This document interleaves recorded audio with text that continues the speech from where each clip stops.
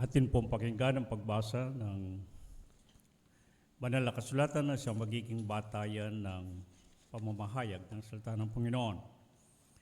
Hinango ito sa 1:14 at doon sa talatang 6. Sinabi sa kanya ni Jesus, "Ako nga ang daan, at ang katotohanan, at ang buhay. Sino man ay hindi makakaparoon sa Ama, kundi sa pamamagitan ko." Dagdag nawa ng Panginoon ang kanyang pagbabasbas sa atin sa pagbabasa ng kanyang banal na salita. Tumatayo kami sa iyong harapan, Panginoon, sa kabanal-banalan mong harapan, na mayroong pagpapasalamat, lakip ng aming pagpapakumbabang loob. Sapagkat minsan pa'y dinala mo ang aming mga panyapak sa dako ito, upang sa gayo'y hanapin ka. At ang ibig namin, Panginoon, ay makasalo ka sa sandaling ito. Ikaw ang nagsabing kung saan ang 2 o 3 na nagkakatipon sa iyong pangalan, naroon ka sa kalagitnaan nila. Yung nga pong lukuban ng iyong presensya ang dakong ito. Maramdaman namin ikaw ang siyang narito sa aming kalagitnaan. At higit sa lahat ay makatagpo ka namin. Makatagpo ka namin at makasalo sa dako ito. At nang sa kayo maranasan namin ang kakaibang kalagayan, ang maging pinagpala, lalo na sa pakinig ng iyong salita. Sapagkat ikaw din ang nagsabing higit na mapalad ang nakikinig at tumutupad sa iyong mga salita. At ito ang aming dalangin. Amen. Tayo po'y makakaupo. Patuloy nating tinatalakay at sa ginawa nating pinakahuli na sa 7 na patutuo o sinalita na pagpapakilala ni Jesus kung sino nga siya. Dito sa 1 Kabanatang 14:6, sinabi ni Jesus, "Ako nga ang daan at ang katotohanan at ang buhay. Sino man ay hindi makakaparoon sa Ama, kundi sa pamamagitan ko." Sinimulan natin itong talatang ito sa nakaraan sa aralin pagkain na meron tayo na pinaksang di magsisilingon, di makaparoroon, maliban lamang sa isang paraan. At sinikap nating talakayin yung kahit papano pahapyaw, yung 3 bagay na sinabi ni Jesus na ako nga, ang sabi niya, ang daan, ang katotohanan at ang buhay. Inibig ko na ating himayin ang 3 ito sapagkat bagamat ito ay nakapaloob lamang sa isang payak na pangusap, subalit naglalaman ng napakahalagang katotohanan tungkol kay Jesus kung bakit mahalagang ating malaman at maunawaan. At sa pagkakataong ito, ating unang bigyang pansin at diin ang sinabi niyang, "Ako nga ang daan. I am the way." Ego eimi sa Grego, odos. Ang yamang itong talatang ito'y tumutukoy sa 100 o daan nang sabi ng Panginoon, "Ako nga ang daan." Inibig kong pamagatan ng paksang ating pag-uusapan, dating daan, hindi tanging daan. Merong bagong iisang daanan. Napakalaga po nito.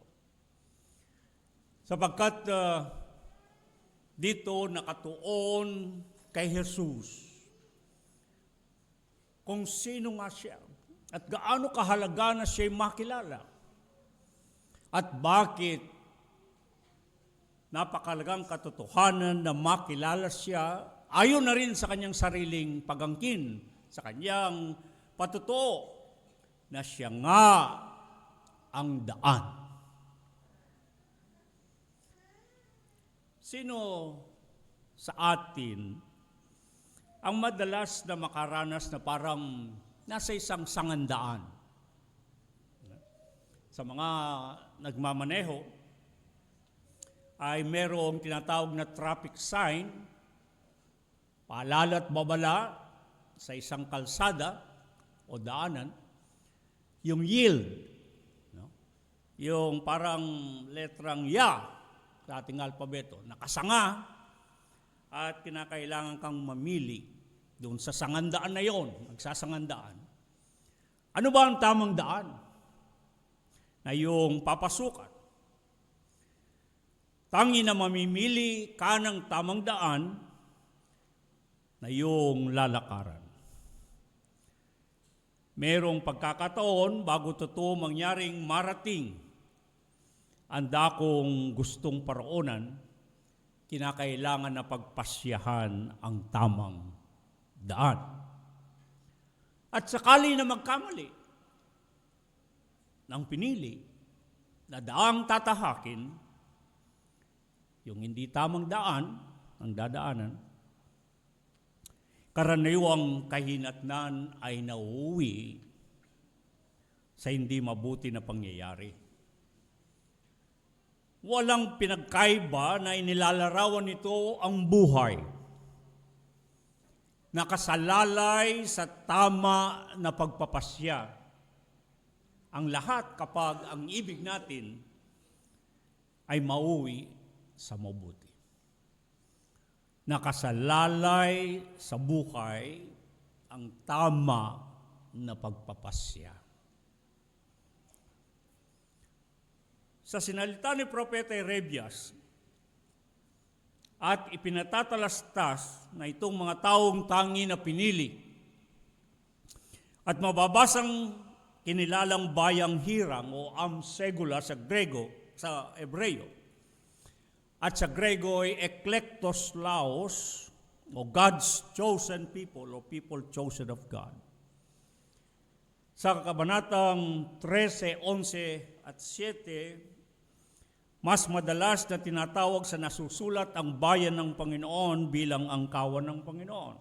Mababasa din yan sa Ezekiel 34, 30 at 1, Mangawit 67, 20, 95, 7 at 103. Itong bayan ng Panginoon ay naharap sa isang kaganapan na kung saan ay sila'y mabibihag. At ito'y naganap. Kaya sabi niya, iiyakan ko ang bayan ng Panginoon, iiyakan ko ang kawan ng Panginoon sapagkat siya'y nabihag. Ito yung pagkakabihag sa Babylonia. At mahalagang bahagi ito ng kasaysayan ng Israel, ang bayan ng Diyos, ang hinirang ng Panginoon at piniling lahi. Dati akin ang natalakay ito kasi malaki ang kinalaman nito doon sa pinaka-pamoso o isang talata sa Biblia na madalas na kunin at angkinin sapagkat napaganda ang sinasabi. Yung sinabi ni Propeta Jeremias, sabi ng Panginoon ay hindi niya layo ng masama, kundi ang mabuti. That my plans for you, ang sabi niya, is to prosper you. At gustong-gusto ng lahat ito sapagkat napagandang talata. Ang talata ng pagpapala na may layo ng Panginoon. Ngunit kung titignan ninyo ang mga talatang yun, napakahabang pagpaparusa ang dinanas ng bayan ng Diyos. Sa Hebreo, ang tawag ay Lo-Fimelot. 70 taon silang magdurusa sa pagkakabihag. 70 taon. Sabi ko nga doon sa isang talakayin natin, kung ang buhay ng tao sa mga awit 90, Gs hanggang 12 ay 70, at sa karagdagan lamang ng kalakasan ay umaabot ng 80. Isipin ninyo, 70 taon, yung buong taong singkad ng buhay ng isang tao, yun ang panahon na kanilang daranasin sa pagkabihag. Parang sinasabi, siguro yung lahat ng dinalang bihag doon ay mga mamatay na bago matapos ang itinakda na pagpaparusa.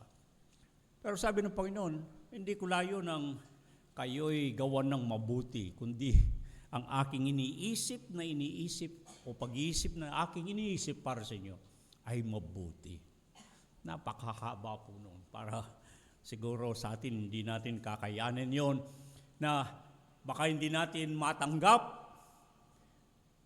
Madalas kung ano ang ibig ng Panginoon sa buhay natin, kung anong layo natin, lalo't kung ito'y napakahabang panahon bago mangyari yung iniisip na mabuti ng Panginoon. Subalit itong bayan ng Panginoon, itong kawan ng Panginoon, bago ito nabihag at dinalang bihag sa Babylonia, ay binigyan muna sila ng pagkakataon ng Panginoon. Sila'y binalaan, binigyan ng pagkakataon, na kanilangang ibigin na piliin kung ano ang tangi na makabubuti sa kanila. Ang sabi ng Jeremias, Kabanatang 16, ganito. Ganito ang sabi ng Panginoon, magsitayo kayo sa mga daan at magsitingin kayo at ipagtanong ninyo ang mga dating landas. Sinasali ng iba na mga dating daan. Kung saan nandoon ang mabuting daan. At magsilakad kayo roon, at kayo'y mga kakasumpong ng kapahingahan sa inyong mga kaluluwa. Sabi ng Panginoon, bago maganap itong kanilang pagkakabihag, sabi niya, magsitayo kayo sa mga daan. Marami silang kinakaharap na daan. Sabi niya, magsitingin kayo sa lahat ng mga daang yang nasa inyong harapan.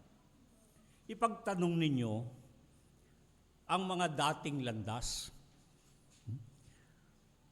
Salin sa English na ay old paths. Mga dating landas. Bagamat sabi ko nga, sinasali ng iba ng mga dating daan. Hindi lamang sandaan, kundi mga dating daan. Maraming daan. Naharap sila sa maraming daan.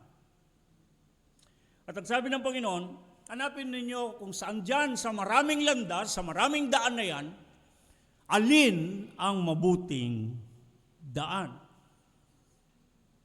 At magsilakad kayo roon, at kayo makakasumpong ng kapahingaan sa inyong mga kaluluwa.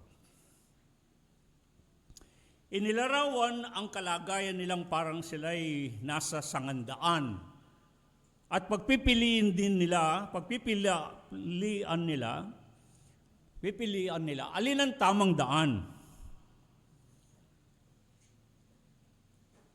Kailangan nilang mahanap yung daang o masumpungan yung daang itinuturo ang patungo, yung direksyon, na sila'y makakasumpong ng kapahingan sa kanilang mga kaluluwa. At kung masumpungan nila yung mabuting daan, makakaranas sila ng pagkaligtas sa bantang kapahamakan. Sinabihan silang ipagtanong yaong mga dating landas o mga dating daan. At nandoon ang mabuting daan. Subalit nabanggit. Anong sinabi nila?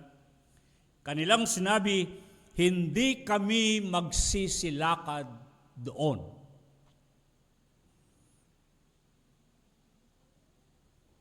Ano ang nangyari? Mali. Mali ang naging kanilang pasya. Ibang daan ang kanilang tinunguhan. Kaya ang sabi ni Jeremias sa pagpapatuloy niya sa Kabanatang 7:23, ang bilin na kanilang gawin na ito, lumakad sa lahat ng daan na iniuutos ng Diyos sa ikabubuti nila. Subalit, sabi nila, hindi kami lalakad doon. Sa Jeremias 18:15 ang nangyari, sinabi ng Panginoon, kinalimutan ako ng aking bayan. Sila'y nangatisod sa kanilang mga lakad. Sila'y nangatisod sa mga dating daan o mga dating landas. Ang Hebrayong salitang nangatisod ay kasyal, na ibig sabihin ay tumalikod sila at hindi sumunod. Kaya naman, inilarawan ang kanilang masamang kinasapitan sa mali nilang pamimili ng pagpapasyang daan na kanilang lalakaran. Sabi ni Propeta Jeremias, Kabanatang 14:10 ay ganito. Ganito ang sabi ng Panginoon, sa bayang ito, yamang kanilang inibig ang paglaboy. Hindi nila pinigil ang kanilang mga paa. Kaya't hindi sila tinatanggap ng Panginoon. They were rejected by the Lord. Ngayon, aalalahanin niya ang kanilang kasamaan at dadalawi ng kanilang kasalanan. Hindi sila kasi nagtuloy-tuloy doon sa daan na sabi ng Panginoon, ito ang mabuting daan. Ngunit sabi nila, hindi nila inibig o inayawan nila ang dumaan sa daang yon ng Panginoon. Kaya ang sabi ng Jeremias 56, ang aking bayan ay naging gaya ng nawalang tupa. Sila'y nangaligaw, sila'y nangalihis. Si Propeta Isaias ay meron ding kagaya ng sinalita sa Isaiah 53:6, lahat ay gaya ng mga tupang nangaligaw, tumungo bawat isa sa kanyang sariling daan. All these people have deviated from what is considered a righteous path.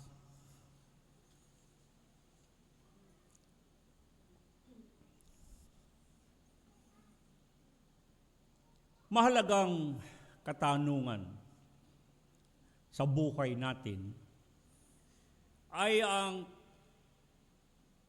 salitang Latin na ganitong sinasabi. Quo vadis? Quo vadis? Where are you going? Or whither thou goest? Tinanong ni Pedro ito sa Panginoon. Panginoon, ang sabi niya, saan ka ba paroroon? At ito rin ang mahalagang tanong sa bawat isa sa atin. Saan tayo patungo? Ano bang direksyon sa ating buhay ang ating tinutungo? Kagaya nitong bayan ng Panginoon, inilatag ng Panginoon ang mabuting daan. Mamimili sila kung ito ang kanilang tatahakin. Ngunit, sinabi lang hindi sila dadaan doon. Tayo, sa ating pamumuhay, saan tayo patungo? Ano ang landas na ating binabagtas? Ano ang daan na ating nilalakaran? Quo vadis, saan tayo patungo? Saan tayo patungo? Mahalagang tanong upang sa gayon ay saga ng ating mga sarili, hanapin natin aling landas ang patungo sa Panginoon na siyang mabuting daan. Mababasa sa Biblia kapag pinag-uusapan ang daan. Ano bang daan sa Biblia? Marami kayong mababasang talata sa Biblia tungkol kung ano ang daan. Ito'y metafora, paglalarawan ng pamumuhay. Ito'y paglalarawan ng, sa Kastila ang tawag ay manera de vivir. Ano ba yung klase, uri, paraan ng pamumuhay ng tao? Tinatawag na daan. Hindi ko nabibigay yung mga talata, napakarami niyan. Halos yatang sa Biblia, makakabasa kayo ng talata kahit na 500 talata tungkol sa daan. Tinatala kayo sa Biblia. Ngunit sa Genesis 18-19, tinutukoy ang daan ng Panginoon. The way of the Lord. Yung direct. Ang salitang direct kasi sa Hebreo ay daan. Direct Adonai o direct Yahweh. At ang salitang daan doon na direct at Gregoiodos, ibig sabihin yung landas na binabagtas. Yung nilalakaran na daan, yung tinutunguhan na paroroonan. Yan ang ibig sabihin ng salitang daan dito sa pagkakataong ito. Bagamat nagsabi ko, marami kayong mababasang talata sa Biblia, halos 500 kung hindi ako magkamali. Ang daming paulit-ulit na binabanggit ang daan na yan. Ngunit, mas ibig kong bigyan diin ang daan ng Panginoon. The way of the Lord. Direct Adonai o direct Yahweh. Yung daan ng Panginoon. Sa Exodo 18:20, ano ba itong daan ng Panginoon? Exodo 18:20, ang sabi, ang mga palatuntunan at ang mga kautusan ng Panginoon ay ang daang nararapat na lakaran. Sa Deuteronomio 8:6, 19:9, Deuteronomio 17 at 28:9, Deuteronomio 30:19, mga awit 119, 12 at 15, ang mga utos ng Panginoong Diyos. Ang mga utos ng Panginoong Diyos, ang sinasabing mga daan na dapat lakaran. Kaya, ibig sabihin dito, yung daan na pinag-uusapan ay daan na tumutukoy sa mga palatuntunan, mga kautusan ng Diyos. Kaya siguro sinabi mga daan, hindi isa lamang daan. At ito'y tinukoy sa Biblia na mga dating daan.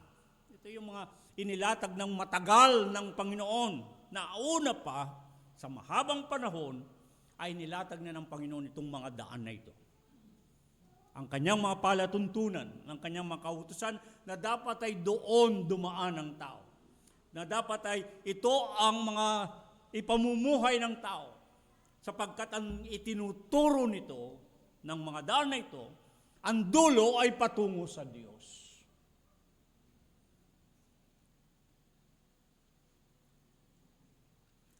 Ngunit kung dito tutungo ang isang tao, sa mga daang ito, makakamtan niya ang inilalaan ng mga pagpapalang pakinabang. Yung covenantal blessings, covenantal promises, yung mga ipinangako ng Diyos na mga biyaya at pagpapala, mga pagpapalang pakinabang, ay tatanggapin ng tao kung dadaan siya sa daan ng Panginoon. Susunod sa mga pinag-uutos ng Diyos. Tutuntunin ang mga palatuntunan ng Diyos. Subalit ang mali na pagpili ng daang nilalakaran, ang tawag sa Hebreo dyan ay yung halak, yung lakad, yung paghata, pagtaha, yung pagtupad, pagmali, yung babagtasin na landas. na hindi tungo sa Diyos, anong sabi? Hindi mangyayari na makakaabot sa Diyos. Noong panahon ng Imperyo Roma, sa lahat ng mga nasasakupan niya ay gumawa siya ng mga kalsada. Parang farm to market roads sa Pilipinas, na may skandalo. Gumawa ang Imperyo Roma ng mga kalsada sa lahat ng mga kahariang kanyang nasasakupan, at lahat ng daang ito ay patungo sa Roma, sa Kapitolyo ng Roma. Kaya mababasa ninyo yung kasabihang, all roads lead to Rome. May kasabihang, all roads lead to Rome. Ibig sabihin, lahat daw ng landas na binabagtas, lahat ng daan na dinadaanan ay patungo sa Roma. Sapagkat ginawa yan ng Imperyo Roma. Nagpagawa siya ng mga kalsada sa lahat ng mga nasasakupan niya, at lahat ng kalsadang yon ay patungo sa Roma. All roads lead to Rome. Ganon din ang relihiyon, mga relihiyon. Naging pangkaraniwang paniniwala ng lahat ng mga relihiyon ay parang mga lansangan o kalsadang patungo sa Diyos. All religions lead to God. Yan ang paniniwala. Ngunit gaano ito katotoo? Maaring mabuti ang layon ng relihiyon sapagkat marami ang pinasasama ang relihiyon. Pero sa Biblia, makakabasa rin kayo na may mabuting relihiyon na sinasabi, may tunay na relihiyon na sinabi si Santiago na apostol. Maaring pinasasama ng mga iba ang relihiyon, ngunit meron ding mabuti kung tutusin ang relihiyon. Ang relihiyon ay galing sa salitang religare sa wikang Latin.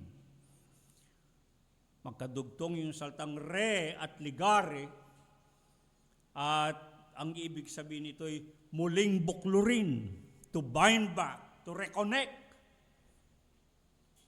Kaya ang lahat ng mga relihiyon, ang layon ay kung paano muli silang makapanumbalik sa Diyos, sapagkat kinikilala ng maraming mga relihiyon sa mundo na nawasak, nagkalamat ang ugnayan ng Diyos at ng tao.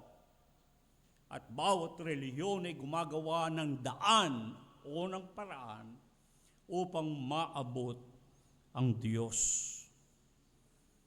Alam natin ang nangyari na pinababatid ng Biblia mula sa pasimula paanong nagkaroon ng naganap na pagkalamat at paglawak ng agwat ng nasirang ugnayan ng taong unang nilalang at ang Diyos na ipinatatalos na lumalang. Na ibinunga ng pagkakasala sa Genesis 2:16-17, 3:6 ang pagkakahiwalay ng Diyos at ng tao. Ang salitang kasalanan sa Hebreo ay kata, sa Grego ay amarsia. Ang ibig lang sabihin ay hindi tama, hindi tumama, kundi sala, sumala. At sa Roma 3:23, 5:15 at unang 1:14, ang ibig sabihin ng kasalanan ay pagkukulang o pagsalangsang. Parehong hindi tama. Kaya yung amarsia ng Grego, para yung laro ng dart. Ang nagpapakawala ng dart. At pag hindi tumama dun sa bullseye, ito'y amarsia. Ganon din ang kasalanan. Hindi tumatama, kundi mali o nagkakamali. Alin sa dalawa, ito'y pagkukulang sa Diyos. Kaya sa Roma 3:26, ang sabi, hindi nangagkaabot, hindi umabot sa kaluwalhatian ng Diyos. Nagkulang. Ang sabi naman sa unang 1:15, ang kasalanan ay pagsalangsang. Ibig sabihin, lumampas naman, sumobra naman, lumihis naman, hindi tumama. Sa paglakad sa buhay, sa pagtahak natin sa buhay, maaari nating tanungin ang ating sarili, tama ba ang ating lakad sa buhay? Tumatama ba tayo o sumasala doon sa ibig ng Diyos? O tayo'y nalilihis, nawawala sa tamang landas? Iyon ay kasalanan. Ang iba kasi, kapag pinag-uusapan ng kasalanan,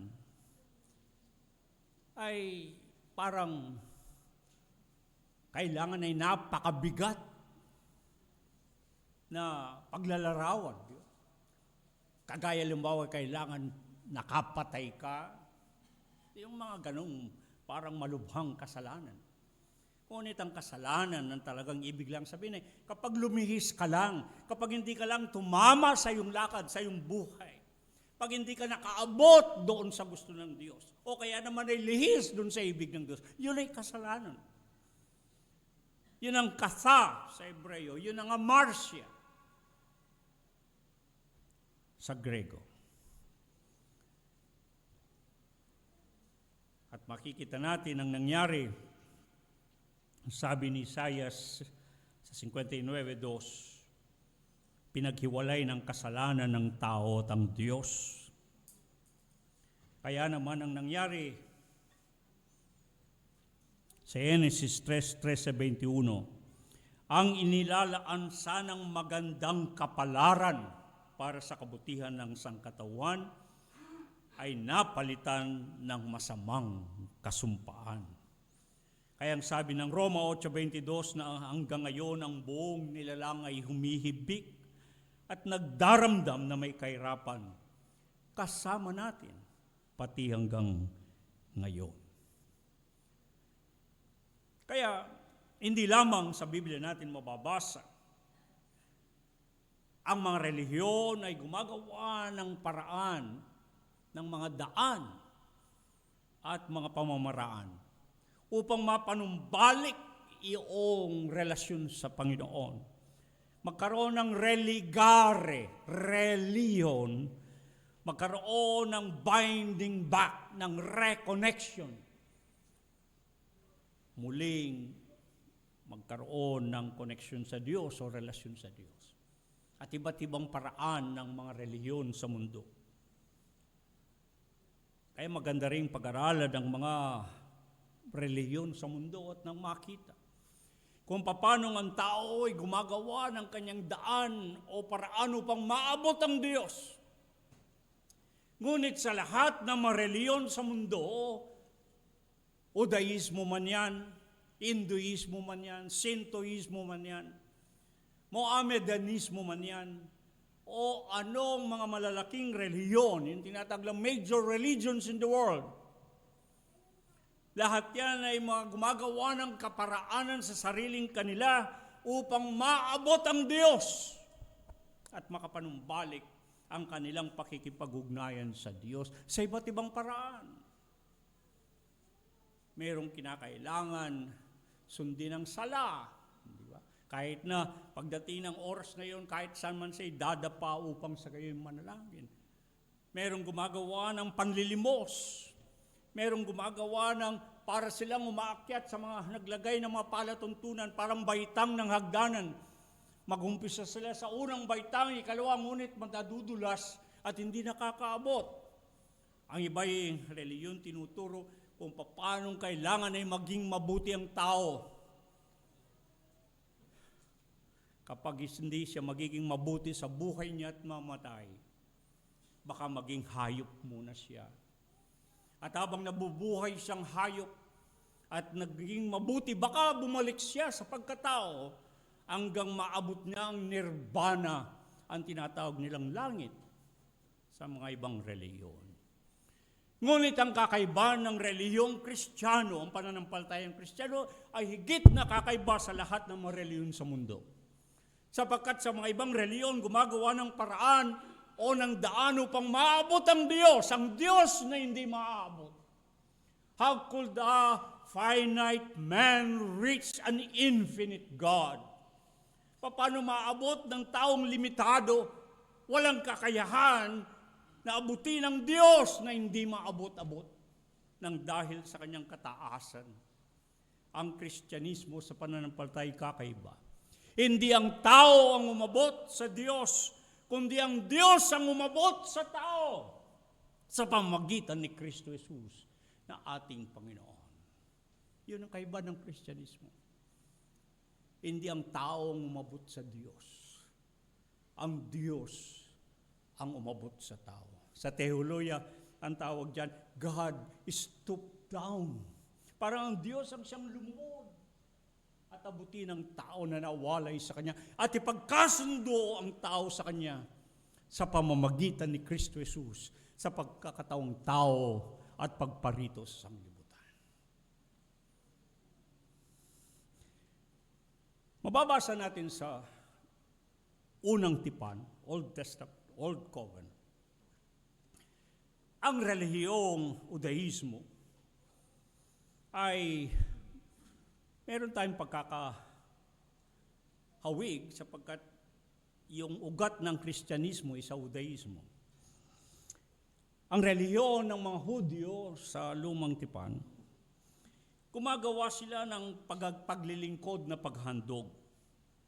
Ito yung tinatawag nilang sacrificial system. Hindi natin maintindihan ang ginawa ni Jesus sa kanyang pagbaba at pagparito. At kung bakit niya kailangan ialay ang kanyang buhay, bakit kailangan magbubo siya ng dugo, hindi natin maintindihan yan kung hindi ka babalik sa mga Hudyo, sa kanilang relihiyon, sa kanilang sacrificial system, yung kanilang paglilingkod na paghahandog. Ang tawag ay korbanot. Ang ibig sabihin ng korbanot, yung paghandog nila ng mga haying susunugin, ay upang magkaroon ng pakikipag-ugnayan o pakikipagmabutihan sa Diyos. Sa Ingles, ang ibig sabihin ng Hebreyong korbanot ay to draw near.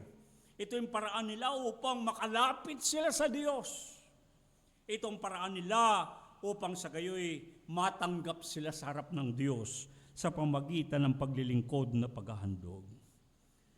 Halimbawa na ginagawa dyan ay ang paghahahayin ng susunugin na handog na hayop. Ay ilan yan, lamang yan sa mga ginagawang pamamaraan. Ilan lamang yan sa mga daan o paraan na kanilang ginagawa upang makalapit at mapalapit sa Diyos. May iba't ibang mga daan.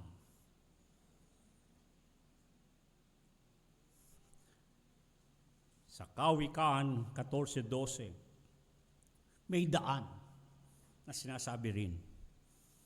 May daan na tila matwid sa tao, ngunit ang dulo niyon ay mga daan ng kamatayan.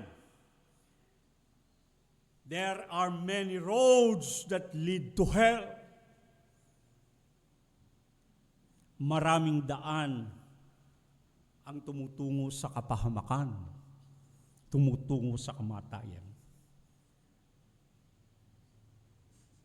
Isipin nating mabuti, ano yung daan baka sa atin ay tila matuwid? Baka sa atin ay tamang daan. Ngunit, ang dulo pala niyon ay dulo ng kamatayan, ay dulo ay kamatayan. Naalala ninyo, ang Panginoon ay meron ding sinabi tungkol dito. Bago yan, naalala ko ang nangyari sa mga unang nilalang na mga tao, si Adam at si Eva, bilang kinatawan ng sanglibutan. Ano ang kanilang piniling daan? At hindi sinunod ang utos ng Diyos. Ang sabi sa Genesis 3, kung ano yung minagaling ng kanilang paningin. Yun ang kanilang ginawa. At marami sa atin, marami tayong tila para sa atin ay matuwid na daan. Para sa atin yun ang magaling na daan na dapat natahakin. Para sa atin yun ang dapat na landas nating babagtasin. Ngunit ang dulo pala yun ay kapahamakan. Ang Panginoon sa Mateo 7:13 at 14, anong sabi niya? Kayo'y magsipasok sa makipot na daan, sapagkat maluwang ang pintuan at malapad ang daang patungo sa pagkahamak, at marami ang dooy nagsisipasok. Sapagkat makipot ang pintuan at makitid ang daang patungo sa buhay. Ibig lamang ipabatid ng Panginoon na nilalarawan ang 200 pinipili o pagpipilian ng tao na kanyang lalakaran, na kanyang ipamumuhay. Mahirap pumasok sa makitid na daan. Mas pinipili ang malapad na daan, kung ano yung magaan, ano yung madali. Ngunit, ito'y kapahamakan. Diba?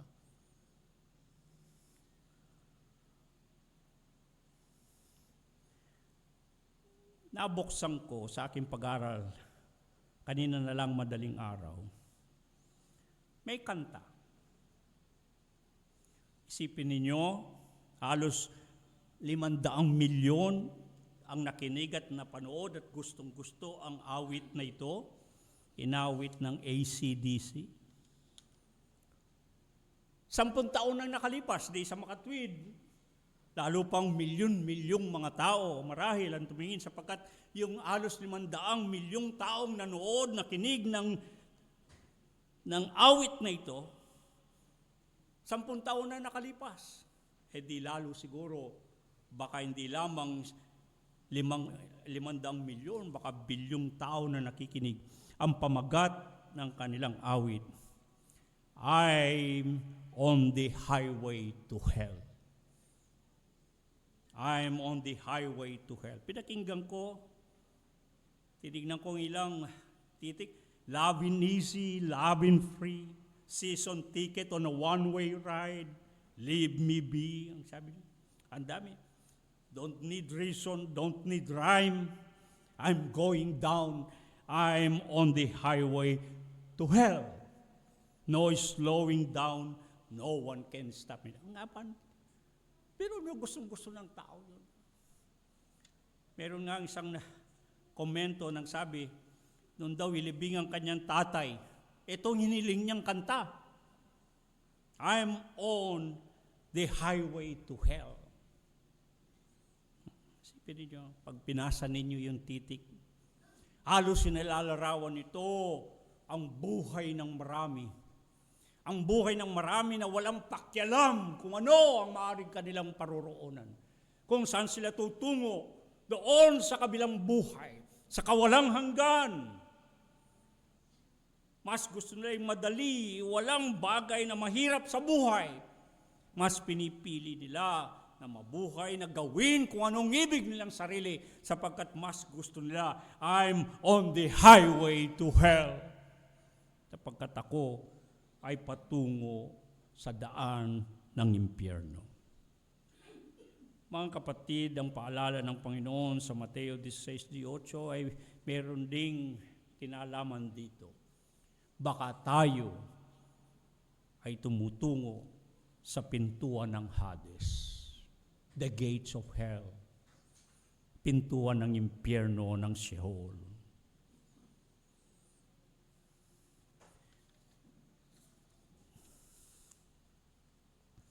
Kaya napakalagang paksa itong ating pinag-uusapan. Daan na pagpipilian. Kung anong daan ang ating tatahakin sa buhay. Anong landas na doon tayo babagtas. Baka may mga pagkakataong iniisip natin, tama na ang daan na ating pinagdadaanan. O tama na ang relihiyon na ating kinasasangkutan. Ang mga Hudyo, ang paraan nila ay ang mga paglilingkod sa paghandog.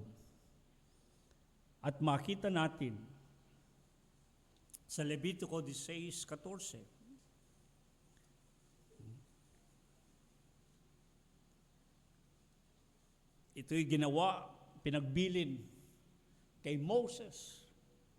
Hindi lamang doon sa tabernakulo, kundi maging sa templo, makita natin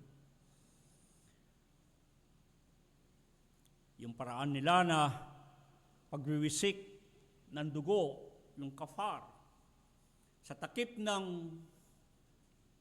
kaban ng tipan, tumatakip sa luklukan ng biyaya, upang pansamantalang sa pagwiwisik, sa takip, sa kafar, ay pansamantalang natatakpan ang kanilang kasalanan at pansamantalang napapawi ang galit ng Diyos o ng kanyang pagpaparusa. Ito isang bagay na ginagawa nila. At iba't ibang reliyon sa buong mundo, merong gayong kani-kanyang ginagawang pamamaraan. Parang mga daang kanilang dinadaanan upang malapitan at mangyaring abutin ang kanilang kinikilalang Diyos. Datapot nasusulat sa Jeremias 31:14 at Hebreo 8:8-2, nagkaroon ng bagong pakikipagtipan. Ang sabi ng Hebreo 8:7-8, ang unang tipan, yamang nasumpungan ng kakulangan, hinihanap ng pangangailangang ikalawa. Isang bagong tipan, linuma niya ang una. Ito yung Berit Kadasya, then Diateke Kaine, yung New Covenant, ang bagong tipan. O ikalawang tipan. Anong merong totoo na pagbabago? Bakit niluma ang una at nagkaroon ng ikaliwang tipan? Malaki ang kinalaman ng pagbabagong ito kung paano na makalapit ang sinuman sa harapan ng Diyos. Ipinatatalastas sa Hebreo 10:19-20 ang sabi diya, mga kapatid, yamang may kalayaan ngang makapasok sa dakong banal.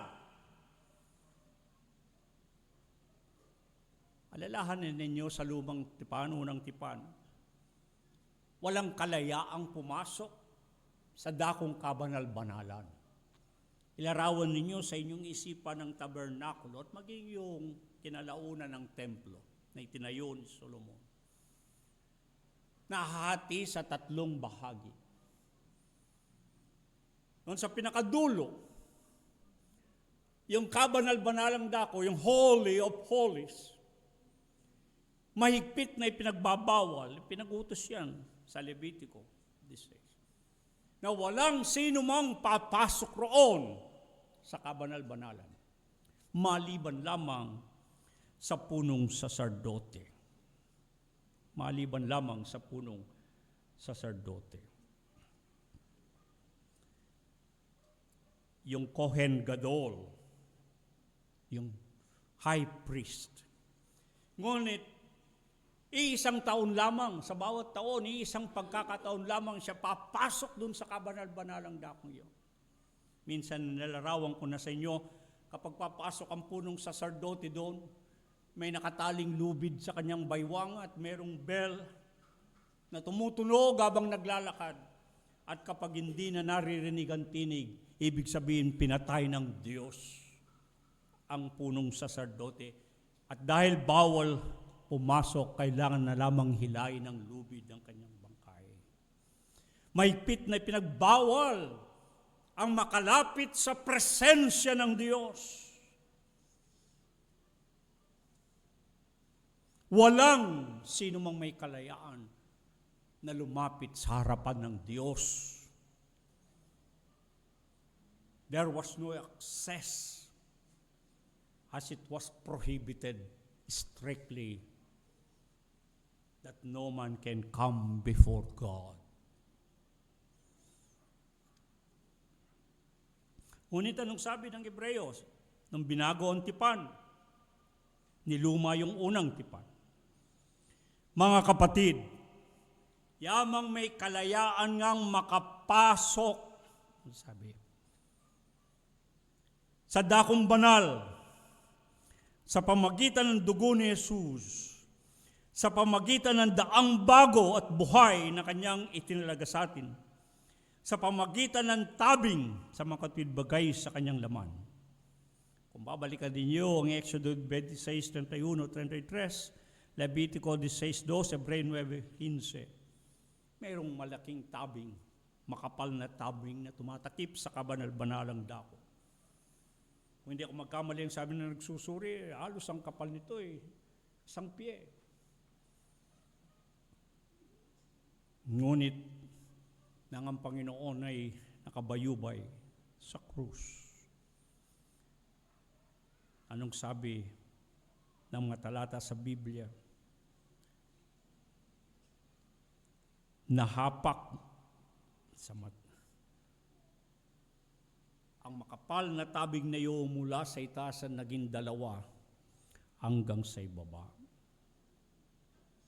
Sa Mateo 27:51 at Lucas 23:45, nahapak at nagkadalon. Ipinapahiwatig na yung tabing na tumatakip sa kabanal-banalan, yung tabing na tumatakip upang hindi makalapit ang sinuman sa presensya ng Diyos. Yung tabing na nagiging balakid o gwanta upang hindi makaparoon ang tao sa Diyos ay nahapak. Na para bagang ibig ipahiwatig ngayon malaya na paresya sa Grego. May boldness to enter the holiest. Malaya at may tiwala na ang isa upang lumapit sa Diyos. Sa pamagitan ni Kristo Jesus. Ang sabi, ang bagong daan. The new way. Hindi na dating daan. Ang dadaanan patungo sa harapan ng Diyos, kundi may bagong daan. Si Kristo Jesus.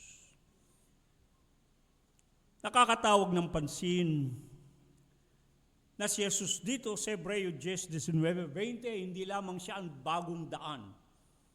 The new way. Idinugtong pa at living way. Nang tinignan ko sa Hebreo yung salitang living, ano bang ibig sabihin? Na si Jesus ang bagong daan patungo sa Diyos at hindi lamang bagong daan kundi nabubuhay na daan.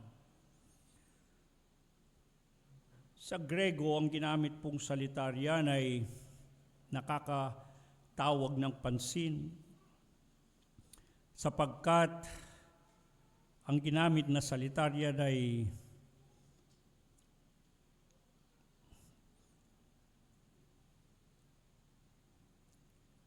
isang una nang ibig sabihin ay bukas na daan o tamang daan.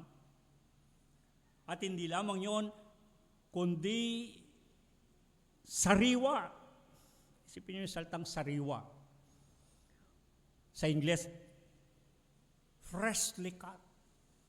Yun daw pagkabayubay ng katawan ni Jesus ng kanyang laman na para siyang tabing na tumakip sa presensya ng Diyos nung nahati ang tabing na parang nawasak din, nahati din yung laman ni Jesus nating Panginoon. Ang sabi, na pagkakasabi sa wikang Grego ay tumutukoy ito sa isang freshly cut, sariwa na ginawa. Na para bagang pinakikita yung 1,000 taon nang namatay si Jesus ay sariwa pa rin pakikinabangan hanggang ngayon. Hindi na luma yung kanyang ginawang pagliligtas. Pag binuksan ninyo ang Apokalipsis Kabanatang 5:6, ipinakita ang Panginoong Hesus doon sa langit nang sabi, wari siya'y pinatay. Isipin ninyo, hanggang sa langit, Pagkatapos na ang ating Panginoon ay mamatay, inilibing at nabuhay na maguli, naroon siya sa langit, sa kalwalatian.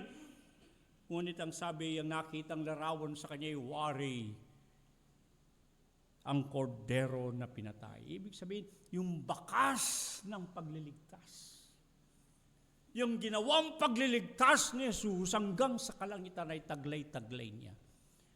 Ibig ipahiwatig nito, hindi lamang yung kanyang ginawang pagpaparanas ng pagliligtas ay naluma na, matagal ng panahon, daang libong taon na nakalipas, kundi ang ibig pahiwatig hanggang sa ngayon at kasalukuyan, ang pagliligtas na ginawa ni Jesus ay maaari nating maranasan.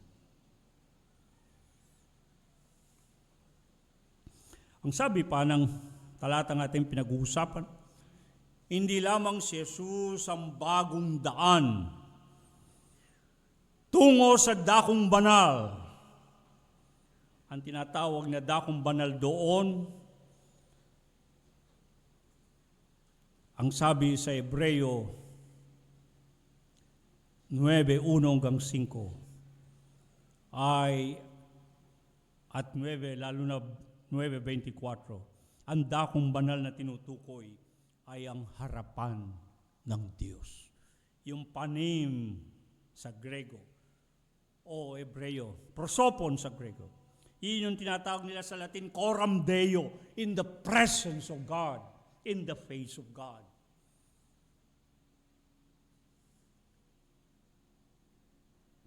Si Jesus lamang, sa pamagitan lamang, maaring makalapit na malapit, maaring haharap at matatanggap ang isa sa harapan ng Diyos, sa presensya ng Diyos,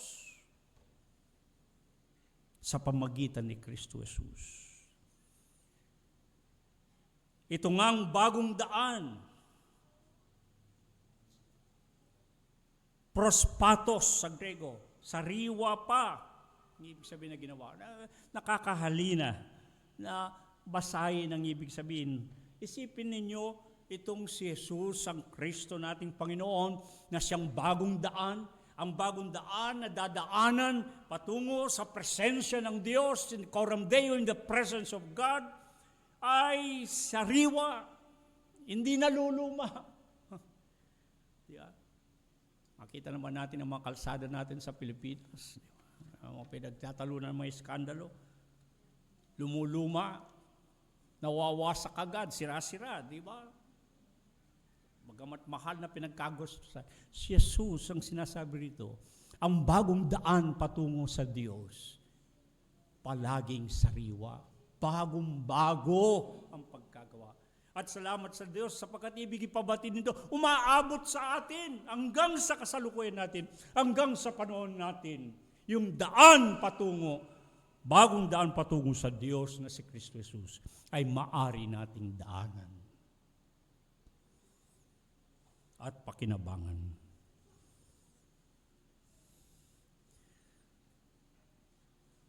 Ito nga ang bagong daan ay si Jesus, ang Kristo, Mesyas na tagapagligtas. Ang Yesus o Kristos, ang Yeshua Mashiach, na siya ang tuon ng mga talata sa Biblia. Mateo 1:21, Marcos 8:29, Lucas 1:31, Lucas 2:10-11, Juan 1:14, 4:25-26, 41-42, Kabanatang 20:31, Magawa 2:36, 4:10-12, Roma 10:9, Unang Korinto 12:3 at Pilipos. Lahat nitong mga talata ito ay tinuturo, parang mga daan na nagtuturo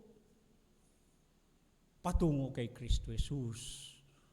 At kung dadaanan siya ay makakaabot ka sa Diyos. Kahit na mga kautusan na mababasa natin sa Lumang Tipan, sabi ng Panginoon, si Moses sumulat tungkol sa akin, bakit hindi kayo lumapit sa akin? Ang sabi ni Pablo sa Galatia, maging ang mga kautusan ay mga guro. The laws are teacher. Ang mga kautusan na yan ay parang mga guro na itinuturo lamang tayo tungo kay Kristo. At kung dadaan tayo kay Kristo, makakaparoon tayo sa Diyos. Kaya yung paksa natin sa nakaraan ay pinamagatan kong di magsisilingon, di makakaparoon. Kahawig ng ating kasabihang Pilipinong ang di lumingon sa nakaraan, hindi makakarating sa paroroonan. Kung ang ibig natin ay makaabot, makarating sa Diyos, lumingon tayo kay Jesus. Tingnan natin si Jesus. Sapagkat sa pamagitan lamang niya, siya ang bagong daan. Tandaan po ninyo, hindi na wala na ang dating daan. Bagong daan ay si Jesus tungo sa harapan ng Diyos. Narinig ba ninyo ang sarili niyang pag-angkin sa 1:14-6? Ako nga ang daan. Sino man ay di makakaparoon sa Ama, sa Diyos, kundi sa pamamagitan ko. Ego eimi ehedos, o deis erkatal proston patera eime dmo. Malagay po yung salitang eime dmo sa Grego. Nang ibig sabihin ay walang sino man. No one can come to the Father. No one can come to God. Isipin po ninyo yan. Na napakabigat na salita. Walang ibang tamang daan. Walang ibang iisang daan upang ang siya'y makaparoon sa kinaroroonan ng Diyos. Walang sino man, o days, walang sino man o hindi maaari na makaparoon o mapadoon, lumapit o makalapit, humarap at matanggap. Yun ang ibig sabihin ng salitang erkomai sa kinaroroonan ng Diyos, kundi sa pamagitan lamang ni Kristo Jesus. Pinagtibay ito at tunay na pinagtibay ni Apostol Pablo sa Efeso 2:13-18. Anong sabi? Ngayon, kay Kristo Jesus, kayo nang noong panahon ay nalalayo, ay inilapit sa pamagitan niya ni Kristo Jesus. Tayo'y may pagpasok sa isang espiritu rin sama. Ibig sabihin, sa pamagitan ni Kristo Jesus, nagkaroon tayo ng malaya at tiwala, prosagoge, ng pagpasok sa loob upang tayo lumapit at makalapit. We have an access. Yung saltang access dito, pwede nating palitan, passes. Nagkaroon tayo ng passes para makapasok sa dakong banal upang makalapit at maging malapit sa Diyos. Upang makarating tayo saan man ang kinaroroonan ng Diyos. Kaya hindi rin nalalayo. Yan ang mabuti sa salita ng Diyos. Hindi nalalayo ang ating paksang pinag-uusapan sa pinagdiwang na okasyon ng mundo kahapon.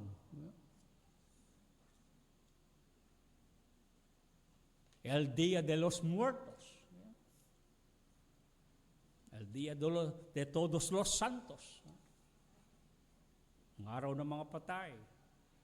Mahalaga ito sapagkat tayong mga nabubuhay ay meron tayong pagkakataon na pagpipilian natin ang dadaan na gusto nating dahanan sa buhay, kung ito'y tutungo sa kaligtasan o kapahamakan.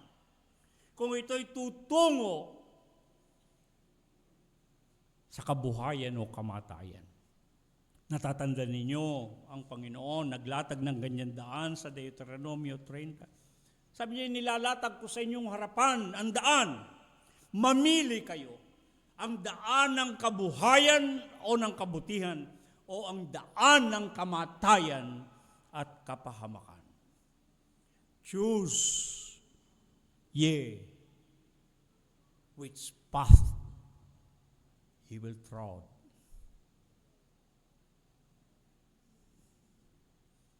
Habang tayo nabubuhay,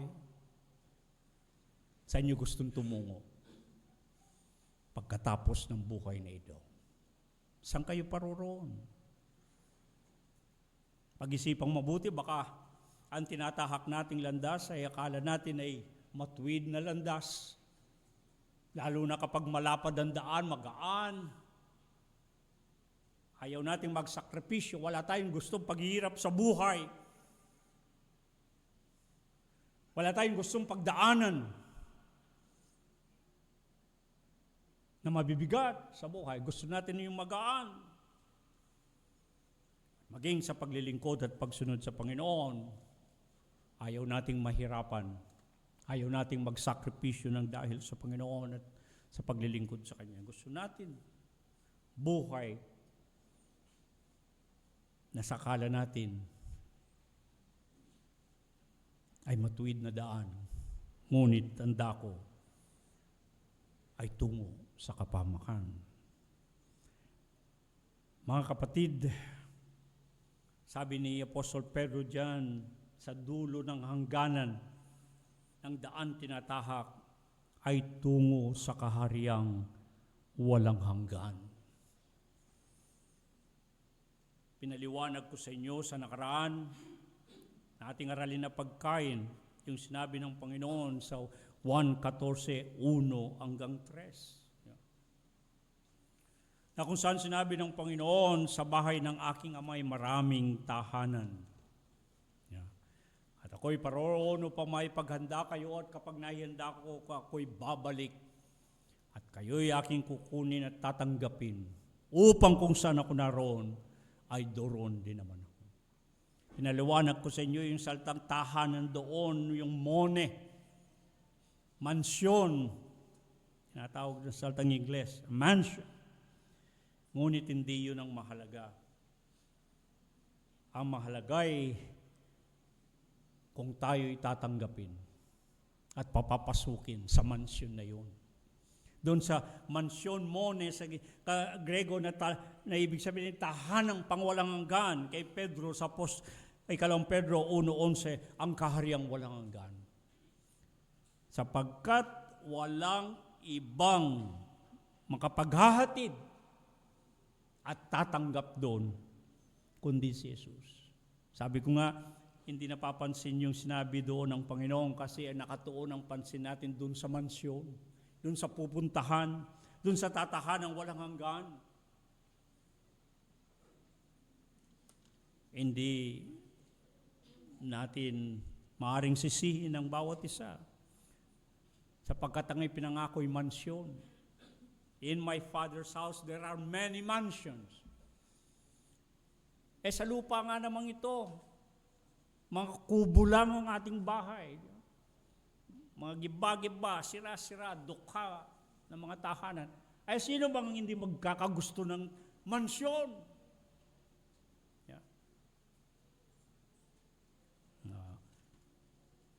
Gusto rin ba ninyo ng mga mansyon sa Benguet? Na mga senador at congressman, mga politiko? 3 kwarto lang, 50 milyon.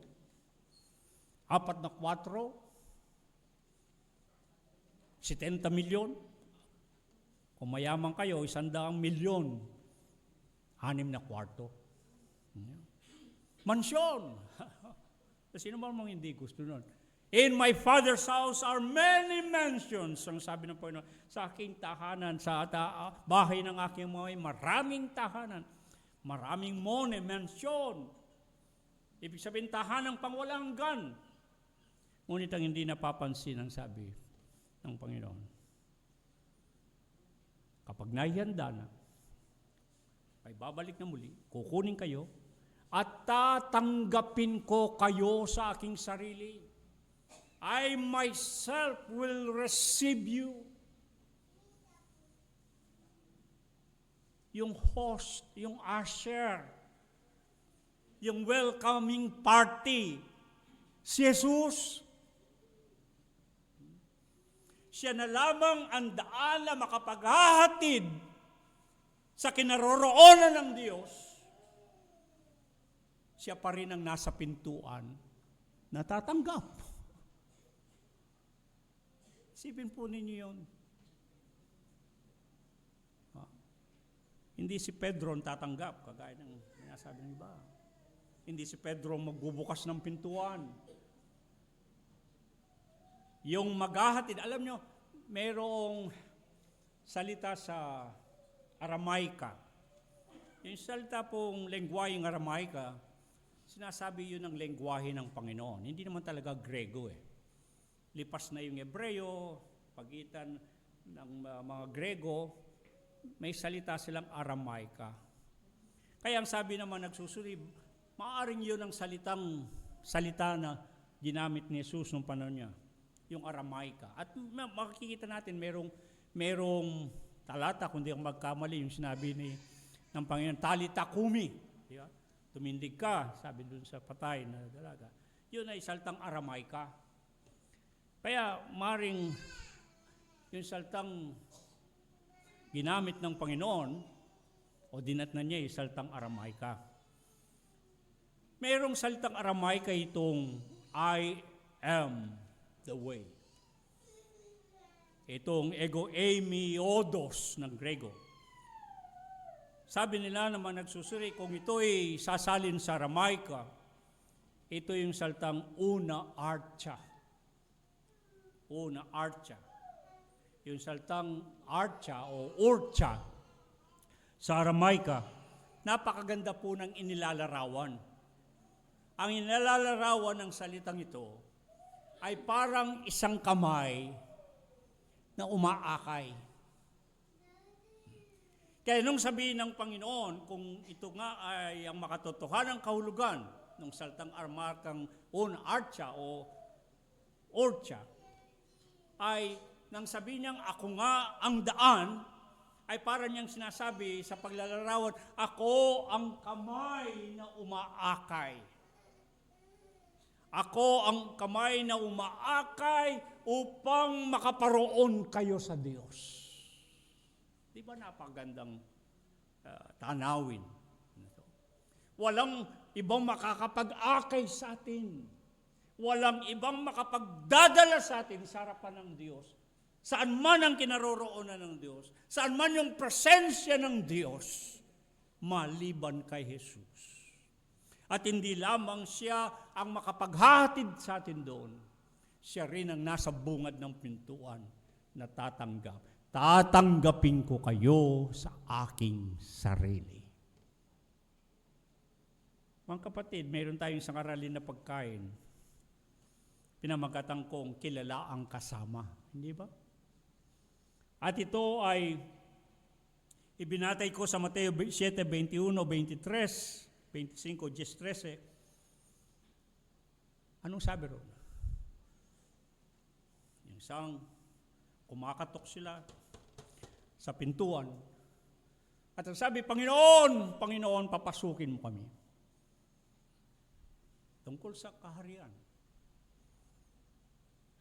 Nakalapat ang pinto, kumakatok sila at ang sabi, Panginoon, Panginoon, papasukin mo kami. Ngunit anong sabi ng tinig sa kabilang pinto? Lumayo kayo. Hindi ko kayo nakikilala. Ang talinhaga ng 10 dalaga ay ganun din. Ang sabi nung nailapat na ang pinto, nung isinara na ang pintuan, nagsipagdating yung 5 natitira na dalaga at nagsasabing papasukin sila. Isa rin ang sagot, lumayo kayo, hindi ko kayo kilala.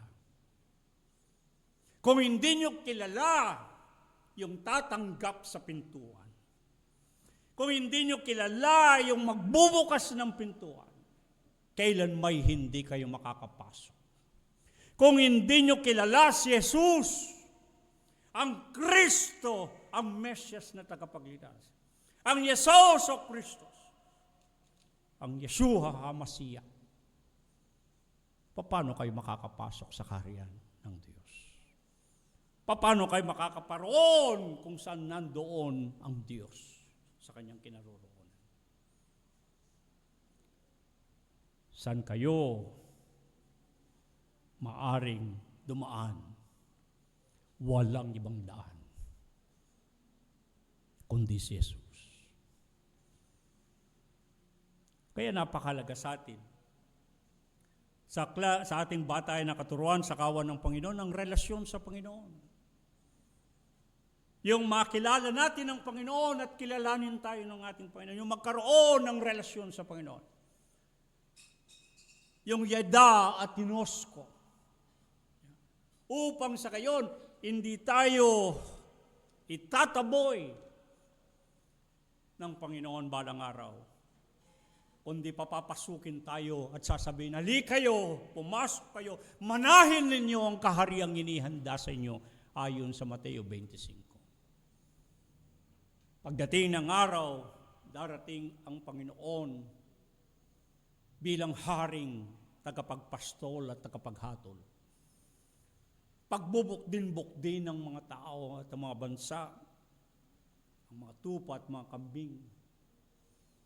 Hindi ba sinabi doon sa mga tupa, mapalad kayo, blessed are ye.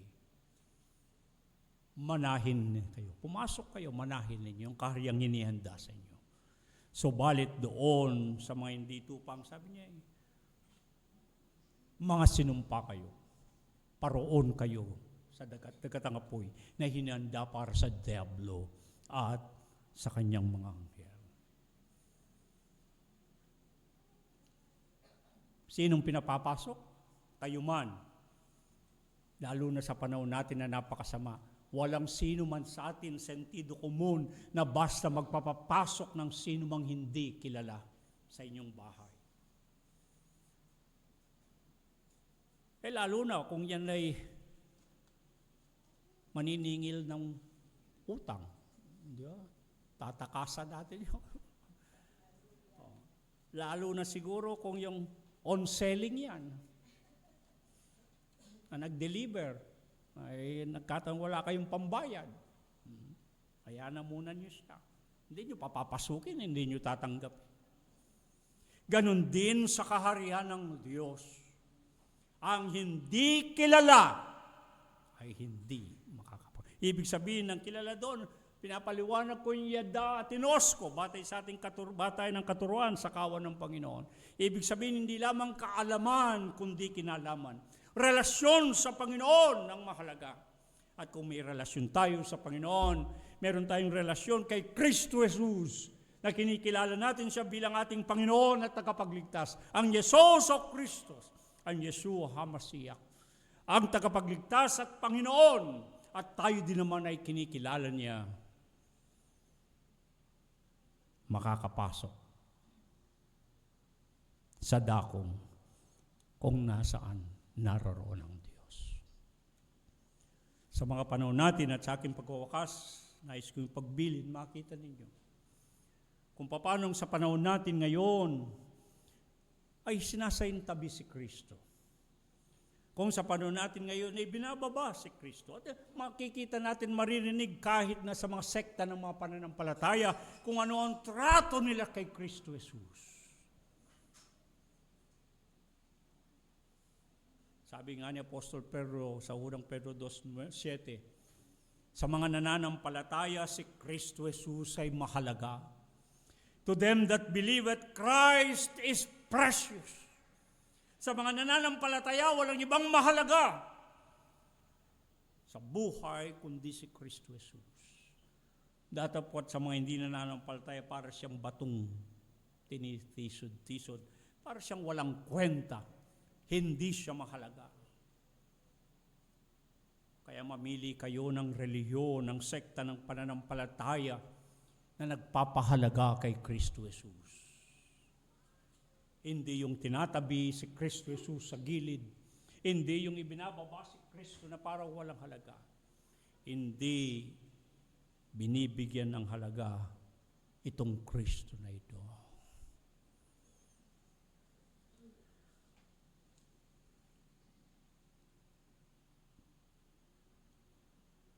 Mga kapatid, Mahalaga na kilalanin natin sa ating buhay si Jesus. Mahalaga na magkaroon tayo ng relasyon dito sa Panginoon. Kung ang ibig natin ay maparoon sa kinaroroonan ng Diyos. Kakalungkot kahit na sa mga kalipunang mananampalatayang Kristiyano, dalawang bagay ang nakakalungkot na ating mapapansin. Kung bakit sa panahon natin, ngayon pa umuusbong ang mainit na pagtatalo-talo. Isipin ninyong pati yung pangalang Jesus ay pinagdududahan, pinag-aalinlanganan. Pati ang pangalang Jesus ay parang sinasabing hindi yan ang tunay na pangalan. Samantalang napakalinaw ang sinasabi ng banal na kasulatan Mateo 1:21. Binigyan siya ng pangalan na itatawag sa kanya ay Jesus sapagkat ililigtas ang kanyang bayan. Pinagtibay ito ng tunay ni Apostol Pedro sa mga Gawa 4:10 na walang ibang pangalan na ibinigay sa silong ng langit na sukat na kaligtas. Maliban sa pangalang Jesus, walang ibang pangalan, walang ibang tagapagligtas, walang ibang kaligtasan, kundi kay Jesus. Ang iba naman, dumidiretso sa Ama. Walang binabanggit kundi ang Ama, ang Ama.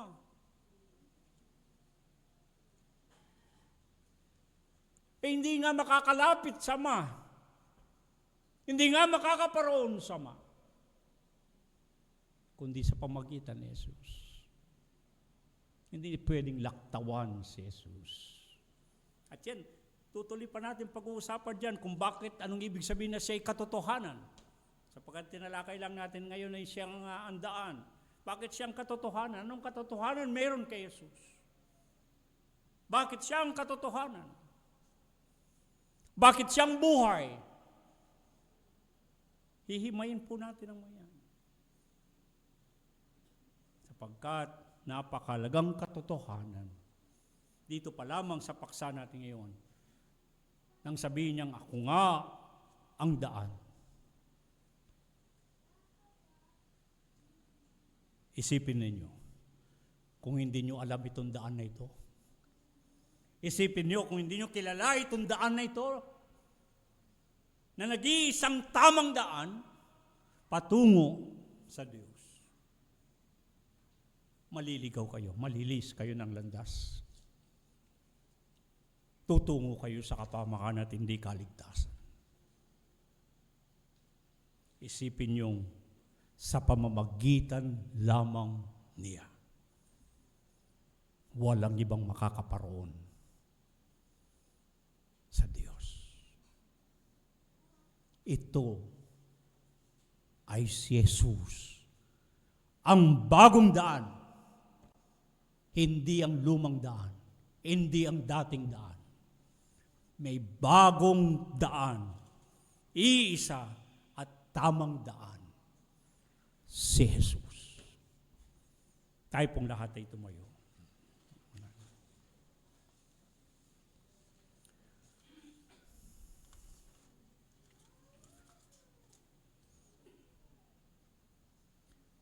Nagpapasalamat kami, Panginoon, sa ibayong pagkakataon na napahayag sa amin ng iyong mga salita upang lalo pang tumingkad sa aming pagkakilala kung sino itong si Jesus, ang Kristo, ang Mesyas na tagapagligtas at Panginoon. Panginoon, siya sa atin nawa ng bawat isa ang kani-kaniyang sarili. Kung paano kami bubuhay. Paano ang aming pamumuhay. Anong daan ang aming nilalakaran. San patungo itong daan na aming nilalakaran? Tumutungo ba sa kaligtasan o sa kapahamakan?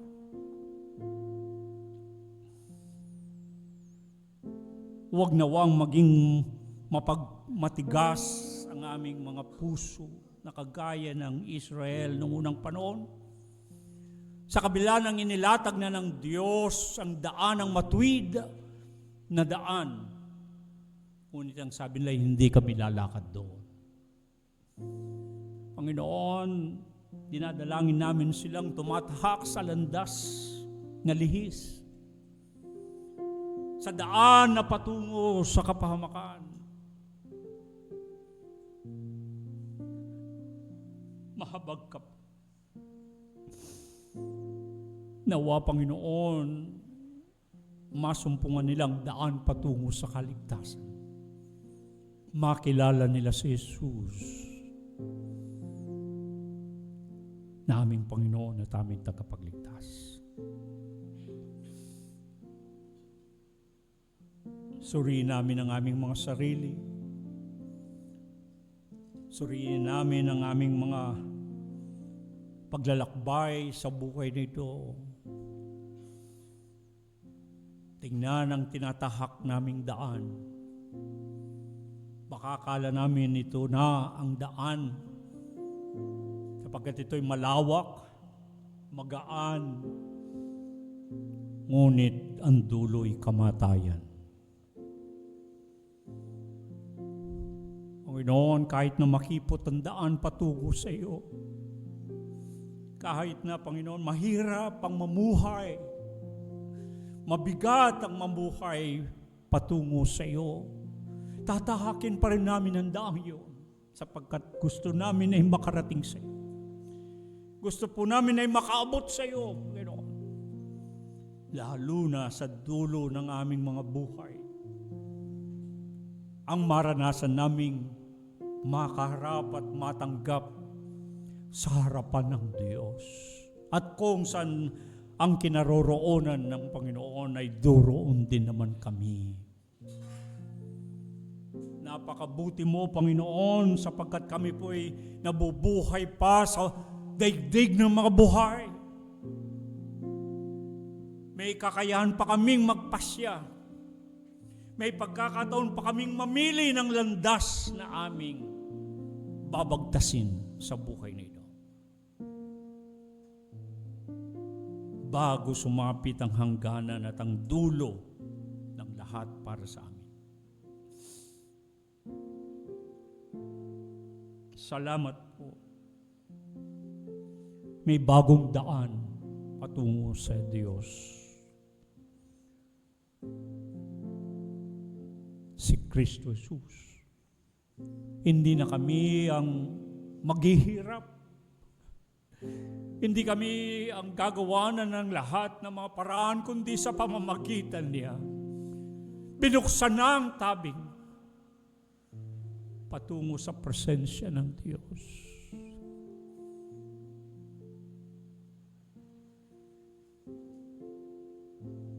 At muli sa pagkakataong ito, gusto po namin alalahanin, sariwain ang kanyang pagsasakripisyo, ang pagsasakripisyo ni Kristo. Salamat po sapagkat ang iyong dulang ay nakahanda upang kami lumapit, bagamat maaring hindi kami karapat-dapat. Kahit na nga mamulot ng mumu na nalalaglag sa iyong dulang, hindi man kami karapat-dapat. Ngunit salamat po, Panginoon.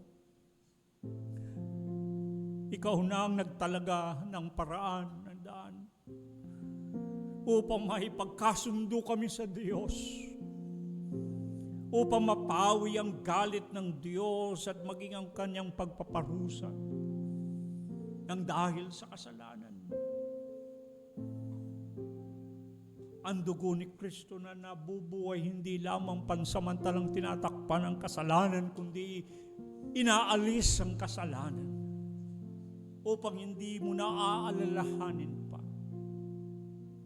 at ibibilang na laban sa amin ang kanyang laman na nabitin. Ang naging bukas na tabing upang maranasan namin ang mapalapit sa Diyos. Salamat po, Panginoon, sa iyong kabutihan.